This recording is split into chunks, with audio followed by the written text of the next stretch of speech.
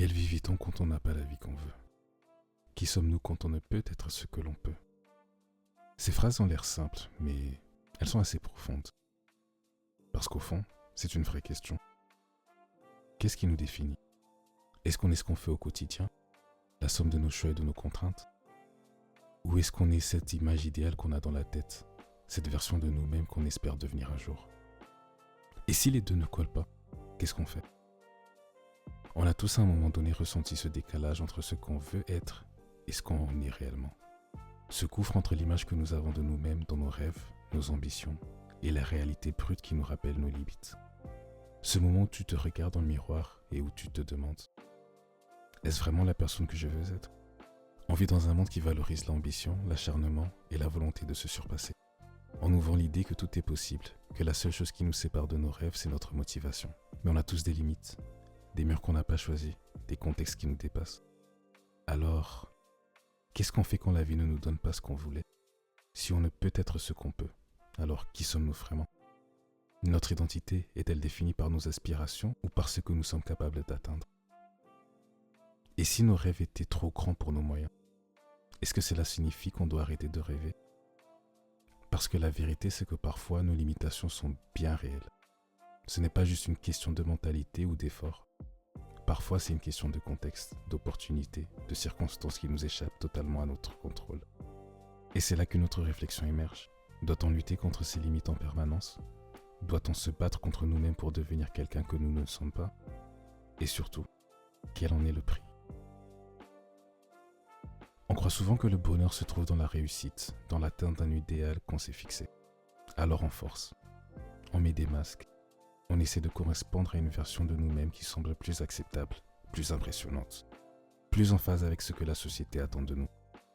Au début, on se dit que c'est temporaire, qu'on joue juste le jeu, mais au bout d'un moment, on se fatigue. Parce qu'on fait semblant, ça épuise. On finit par ne plus savoir qui on est, car à force de vouloir être quelqu'un d'autre, on s'éloigne de nous-mêmes. Faire des efforts constants pour correspondre à une image qui n'est pas la nôtre finit par nous déconnecter de nous-mêmes. Et parfois, c'est là que la souffrance commence. Parce qu'on a l'impression de tout donner, de faire tous les sacrifices. Et pourtant, il y a un vide. Un vide qui ne disparaît pas, même quand on obtient ce qu'on pensait vouloir. Alors peut-être que la vraie question n'est pas comment devenir la personne que je rêve d'être, mais plutôt comment être pleinement moi-même dans ma propre réalité. Attention, ça ne veut pas dire qu'on doit abandonner nos rêves ou se résigner à une vie qui ne nous satisfait pas. Mais cela signifie qu'on doit être honnête avec nous-mêmes. Que veut-on vraiment? Nos ambitions viennent-elles d'un désir profond ou sont-elles influencées par ce que la société nous pousse à vouloir? Et surtout, le bonheur se trouve-t-il uniquement dans l'atteinte d'un objectif? Ou bien dans la manière dont on vit notre réalité ici et maintenant? Peut-être que l'identité n'est pas quelque chose de figé. Peut-être que c'est justement cette tension, cet espace entre ce que nous sommes et ce que nous aspirons à devenir.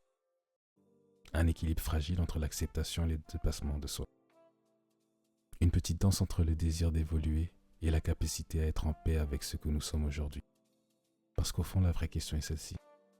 Peut-on être heureux en étant simplement nous-mêmes? La vie qu'on mène n'est pas toujours celle qu'on choisit. Mais cela signifie-t-il qu'elle est dénuée de sens?